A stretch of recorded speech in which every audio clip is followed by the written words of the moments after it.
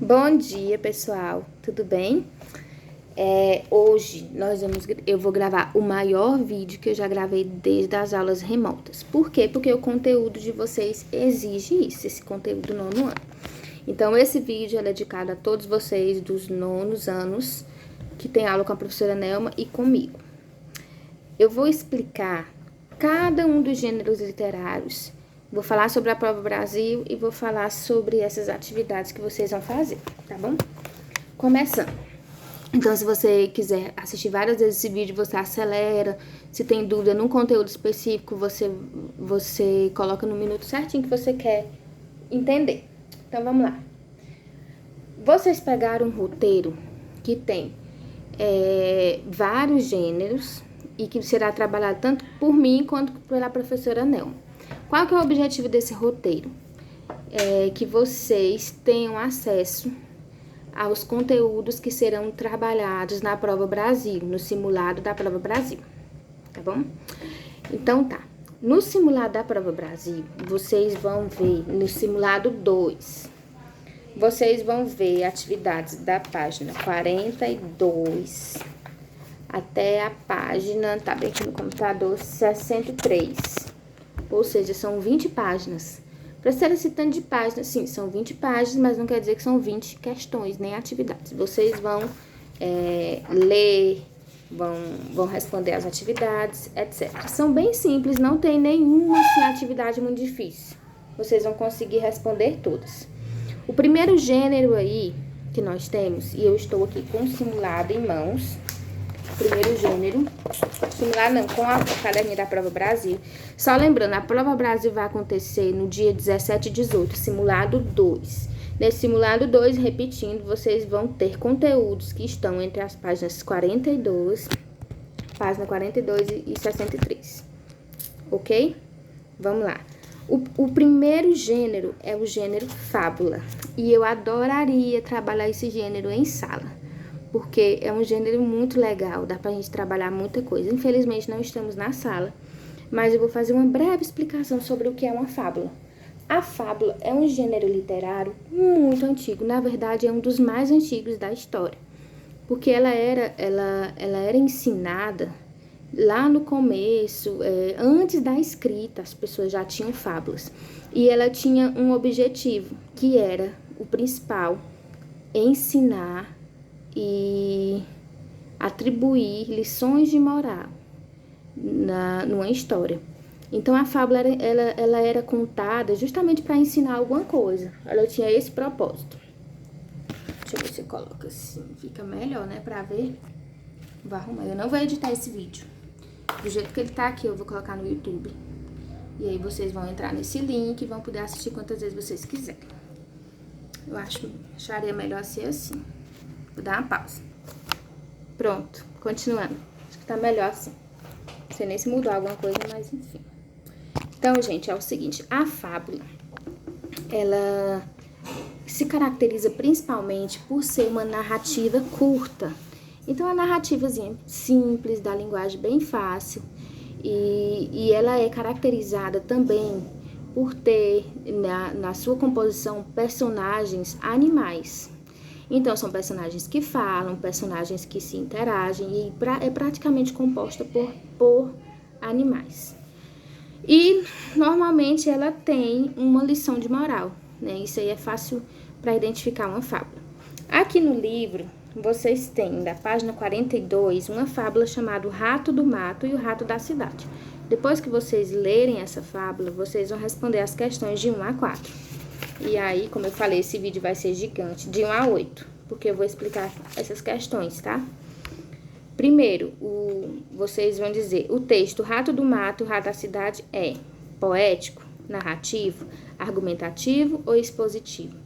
Vocês vão dizer como que é. Como que eu sei o estilo do texto? Se tá contando a história, né, narrativo. Se ele é poético, ele tem uma linguagem específica, poética. Se ele é argumentativo, enfim, eu acredito que essas vocês vão saber responder. 2. Sobre o foco narrativo. O narrador é o como?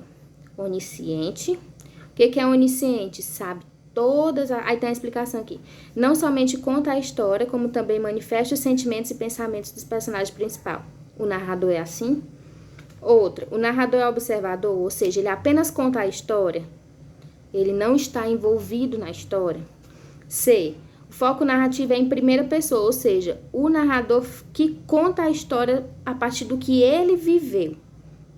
Ele é protagonista da história, é a pessoa principal. Sim ou não? E a última, o foco narrativo é em terceira pessoa, ou seja, o narrador é um conhecido do protagonista, ele conhece a história, mas ele não é o personagem principal da história. Você vai dizer. 3. Releia o desfecho da história. O que é desfecho? É o finalzinho da história. Qual o fato que levou o rato do campo a tomar a decisão de ir embora da cidade? Você vai dizer. 4. No trecho, ao chegar, o rato da cidade foi recebido com um abraço caloroso, mas estranhou a comida de cereais que nunca havia experimentado. O termo caloroso significa o quê? Aí você vai marcar uma dessas opções. 5.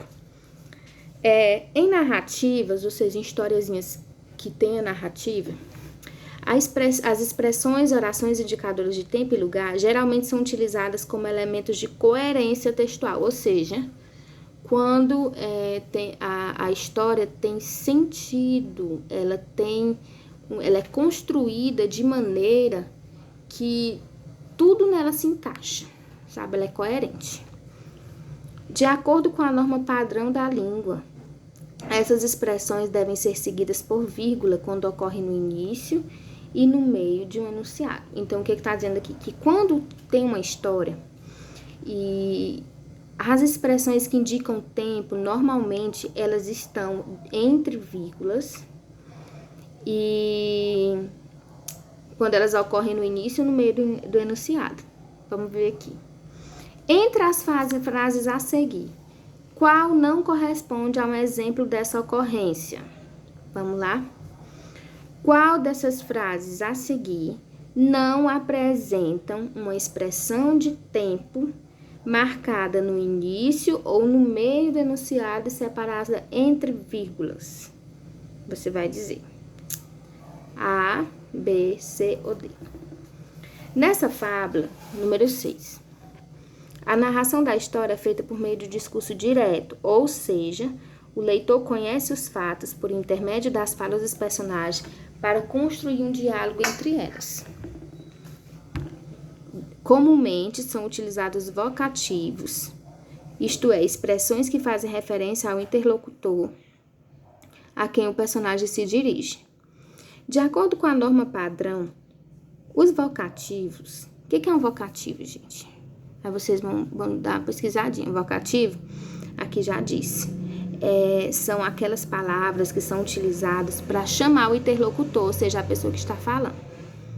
Nas falas a seguir, qual não corresponde a um vocativo? Por exemplo, mãe, tô com fome. Qual é o vocativo dessa frase? Mãe. Menina, sai da chuva. Qual é o vocativo dessa frase?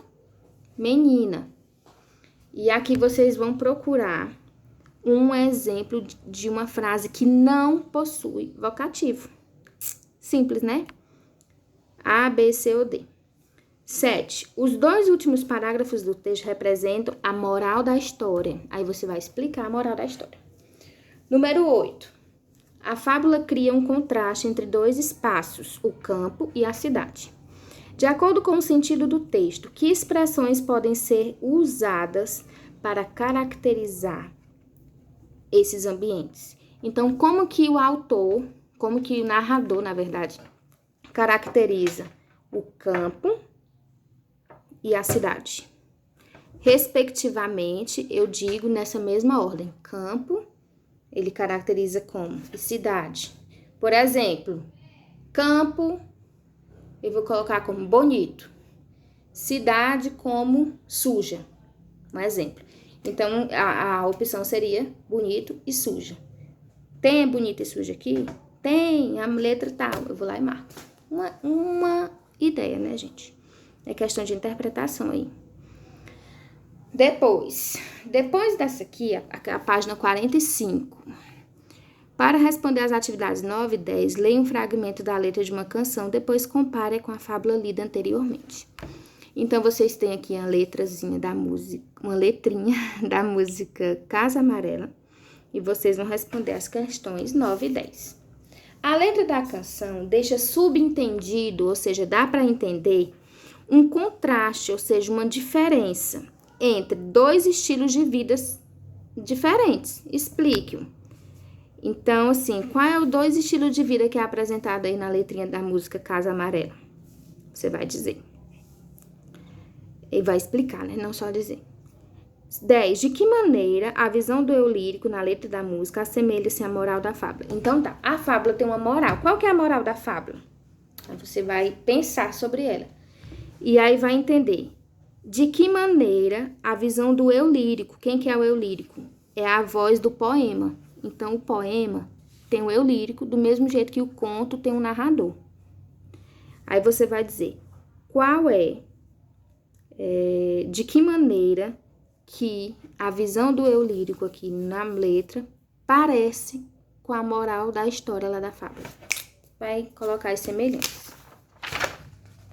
Próxima, página 46. Na página 46, nós já temos contato aí com outro gênero textual, que é o gênero poema. O poema também, assim como a fábula, todos vocês já tiveram contato com ele lá no 6º, no 7º, no 8º ano. E o que é um poema? É um gênero textual, um gênero literário, da esfera literária. E assim, como que o poema é composto? Normalmente, o poema é uma composição livre. Antigamente, né, nas outras escolas literárias, isso vocês vão ver lá no ensino médio, a maioria dos poemas eram compostos por uma quantidade específica de versos, tinha que rimar, tinha que ser assim, assim. Mas agora não. Nós podemos dizer que os poemas são compostos de maneira livre, tanto na forma quanto no conteúdo. Então, eu posso escrever poemas sobre qualquer coisa, não precisa ser necessariamente sobre amor, sobre amizade, sobre paixão. O poema tem um conteúdo livre. E tá, o que é coisa principal num poema? Primeiro, a voz aqui no poema, diferente do texto, não é do narrador, mas do eu lírico. O eu lírico é o que a gente chama de voz poética. E outra coisa interessante é a linguagem do poema. Ela é normalmente a linguagem que a gente chama de lírica. Ela é própria do poema, tem uma linguagem lírica, subjetiva, ou seja, está muito marcada ali do sujeito, dos pensamentos dele, da visão dele, do sujeito poético. Então, nós temos aí um exemplo de poema, chamado Rio, do Vinícius de Moraes, que é um dos grandes nomes da poesia brasileira. E nós temos aqui, questão número 1, qual é o tema do texto? Ou seja, do que se trata esse texto? 2, explique com suas palavras o que o poema conta. Bem simples também. Aí, lá em seguida, você tem uma matéria, um texto jornalístico, falando sobre como nascem os rios. Existem rios em formação ainda hoje? Aí você vai ler. Depois que você ler, você vai responder as questões 3 e 4. Compare a imagem poética criada por Vinícius de Moraes para contar o nascimento de um rio. Já sabe como que ele contou o nascimento de um rio? Tem que ler o texto. Aí você vai fazer o seguinte, compare essa imagem que ele apresenta no poema dele com o nascimento do rio lá do texto jornalístico. Aí você vai apontar semelhanças e diferenças. Então, gente, isso aí é a questão de interpretação textual. Você vai ler o poema, você vai ver como que o poeta construiu aquela visão dele do nascimento de um rio, e depois você vai comparar com esse texto jornalístico, que apresenta realmente como um poema nasce. Ou como um rio nasce. Levando em conta os gêneros textuais, os gêneros dos textos e a forma de organizá-los, cite as diferenças entre esse texto 2 e o texto 1, ou seja, qual a diferença entre o poema e a reportagem. Você vai ler, vai perceber a diferença e vai escrever, só isso. Página 48. Página 48, nós temos a leitura de um outro poema. Esse é um poema mais clássico, mais antigo, tem uma linguagem mais rebuscada, você vai ler. Terminou de ler, questão número 5. Denomina-se eu lírico a voz que fala no poema. No poema, que sentimentos manifestados pelo eu lírico, ou seja, né, aquela pessoa que está narrando o poema, que sentimentos são manifestados pelo eu lírico na comparação que faz nos versos a seguir? Que sentimentos são manifestados pelo eu lírico na comparação que faz nos versos a seguir? No mundo há muitas armadilhas, e o que é armadilha pode ser refúgio, e o que é refúgio pode ser armadilha. Você vai dizer qual sentimento você acha que o eu lírico mostra aí nesses versos. 6. Na estrofe citada na questão anterior, na que a gente acabou de ler, a palavra refúgio significa o quê? Aí você vai dizer A, B, C ou D.